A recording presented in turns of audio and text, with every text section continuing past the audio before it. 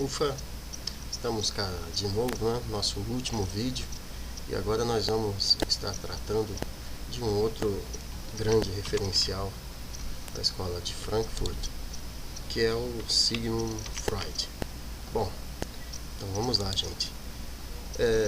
Bem, o primeiro aspecto a tratar referente ao Freud é que, como vocês sabem, ele inova, né, na psicologia na medida que ele apresenta a possibilidade de que existam forças que o ser humano não domina, né, forças essas vinculadas ao inconsciente, né.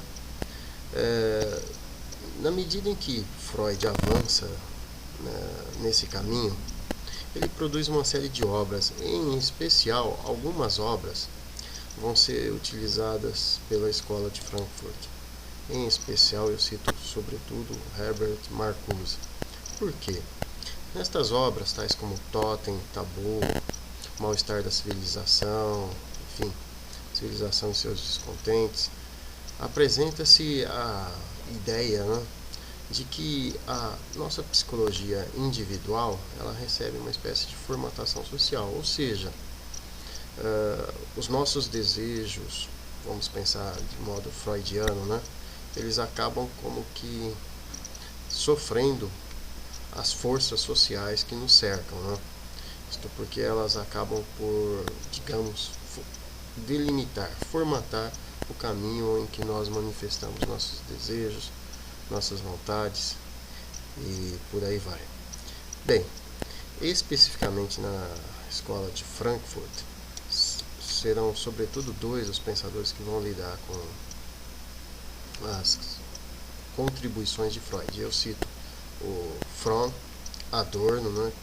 E especificamente no nosso trabalho nós vamos lidar em especial com Herbert Marcuse. Diga-se de passagem, Marcuse, dadas as particularidades dele, a ousadia dele, o fato de inclusive ele ter se vinculado, ou o nome dele ter sido associado à contracultura nos anos 60, enfim, à liberação sexual, ele sofreu uma espécie de anestesiamento investigativo. Poucos se dedicaram a estudar ele, né? Mas, voltando à visão da escola de Frankfurt, a ideia é que eles captam de Freud referente a essa, digamos, formatação social de nossa mente, é de que a nossa psique seria moldada por ideologias dominantes. Ou seja, existe um conjunto de ideias que acabam por moldar a nossa psique.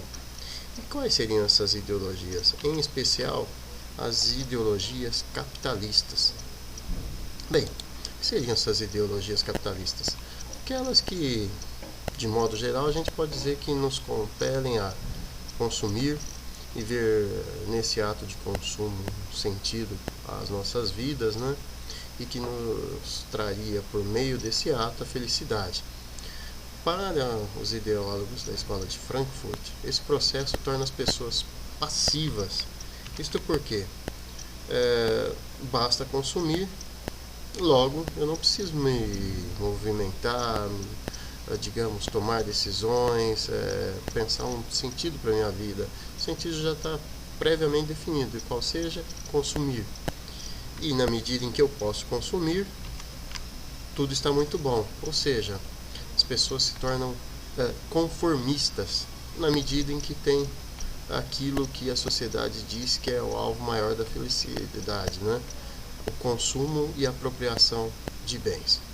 Bem, vamos avançar um pouquinho mais e agora veremos uma outra faceta aqui, que é referente à moldagem social da psicologia coletiva. O que seria isso, gente?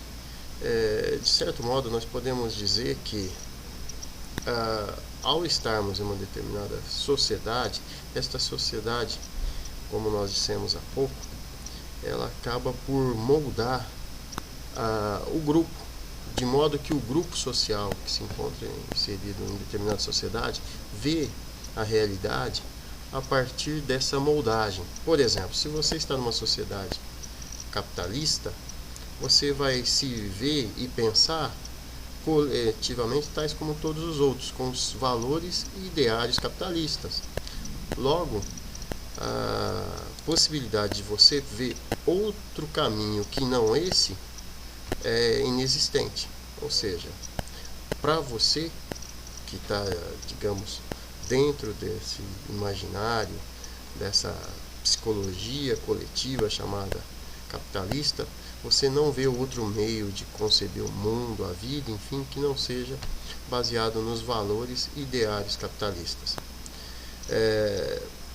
Outro aspecto interessante que convém estar apresentando referente à influência de Freud e que os frankfurtianos vão se apropriar é quanto à necessidade de repressão dos nossos instintos naturais, biológicos, enfim. Ou seja, nós temos instintos, nós vamos ver mais tarde, sobretudo em Marcuse, né? Dentre estes, nós temos impulsos, tais como o de Eros e Thanatos, que nós vamos estar tratando em nossos estudos, mas temos esses instintos e a sociedade os reprime. Então a história do indivíduo é, de certo modo, como diria Freud, a história da sua repressão. Com isso, essa repressão acaba por confinar, não é? Essas necessidades biológicas, naturais que nós temos. Bem, vamos avançar um pouquinho mais e enfatizar essa questão. As sociedades modernas ocidentais, as capitalistas, segundo a visão frankfurtiana, e em especial, como nós dissemos, Marcuse, que nós estaremos lidando com ele, elas reprimem mais do que o necessário esses instintos e desejos, enfim. Ou seja, é natural que, para conseguirmos viver em sociedade, nós exercitemos uma certa repressão de nossos instintos. Imagine se todos os nossos instintos fossem, digamos, colocados para fora, né? A possibilidade da sociedade se manter, convenhamos, ela inexistiria, mas para Marcuse e outros da escola de Frankfurt, o que acontece? A sociedade capitalista reprime além do necessário, ou seja, a repressão é além daquela que nós necessitaríamos para conseguirmos viver em sociedade. Logo, o indivíduo, torna-se neurótico, ou seja, tal é a quantidade de repressão que as pessoas acabam por ter uma série de patologias de cunho psicológico. Veja, isso não é novidade, né? Eu acredito que certamente você deva estar acompanhando as mídias, né? E nela você vai ver que a referência às patologias, às síndromes, e mais especificamente as patologias sociais, enfim, tem surgido com força total. Por quê? Essa repressão é tão elevada que as pessoas acabam por não conseguir se realizar existencialmente, e isso acaba por gerar distúrbios de ordem psíquica.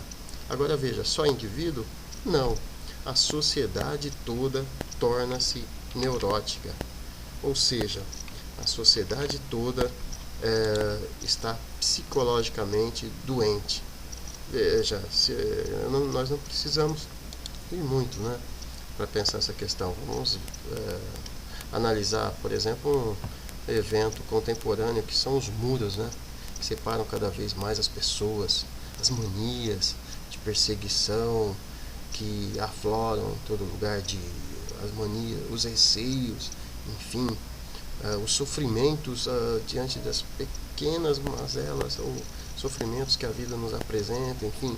Ou seja, esse estilo, esse American Way of Life, para pensarmos o nosso primeiro vídeo, né, que se alicerça no consumo, essa ideologia capitalista que cerceia a possibilidade de que você realize alguns de seus desejos e instintos, enfim, faz com que nós nos tornemos cada vez mais reprimidos, e essa repressão acaba por fazer com que fiquemos doentes. Não só nós, mas a sociedade também se torna doente. Bem, por fim, gente, vamos apresentar aqui a referência, não é, como nós dissemos agora há pouco, de Marcuse, que será inclusive tema de um dos fóruns que nós iremos desenvolver. Para Marcuse, como nós dissemos, a sociedade reprime além do necessário os nossos instintos naturais. Nos tornamos neuróticos, né? Na medida em que o nosso desejo para realização pessoal, humana, existencial, enfim, é essencialmente desejo de riqueza e fama. Bem, desde os clássicos da Grécia, né, nós sabemos que essa necessidade por posses, riquezas, enfim, digamos que não dá um bom resultado, né? E em razão disso as pessoas ficam como que obcecadas com isso e deixam de realizar as potencialidades que eles têm, humanas, subjetivas, emotivas, criativas, né?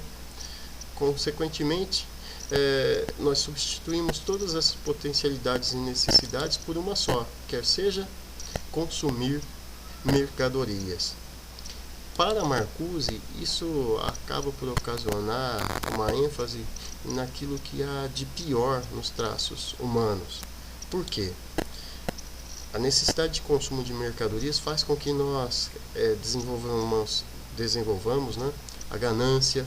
Os outros passam a ser objetos esses podem ser descartados, jogados fora.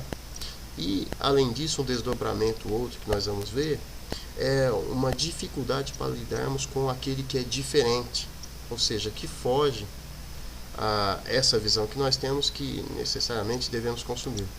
Não precisamos ir muito longe, né?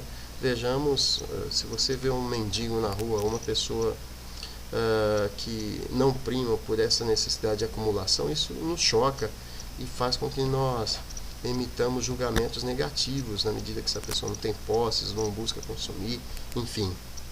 Logo, o que o Marcuse propõe? Uma teoria crítica que venha funcionar como uma espécie de terapia, ou seja, apresentar a proposta de que essa ênfase no consumo como realização humana e existencial, ela só nos vai tornar mais e mais infelizes, vai fazer com que nós não desenvolvamos nossas potencialidades criativas, eróticas, enfim, e consequentemente deixemos de aproveitar o quanto a vida já nos oferece de possibilidades para nos realizarmos existencialmente. Então, de modo geral, é isso. E por meio desse último vídeo eu espero ter apresentado para vocês, digamos, os alicerces, né, gerais de onde se originou a escola de Frankfurt. A partir de agora eu desejo a vocês que comecem a se dedicar a analisar os fóruns para verificar os itens que serão apresentados a vocês. Na medida que possuírem alguma dúvida, não deixem de nos contactar. Um grande abraço, sucesso nessa empreitada, até mais, gente.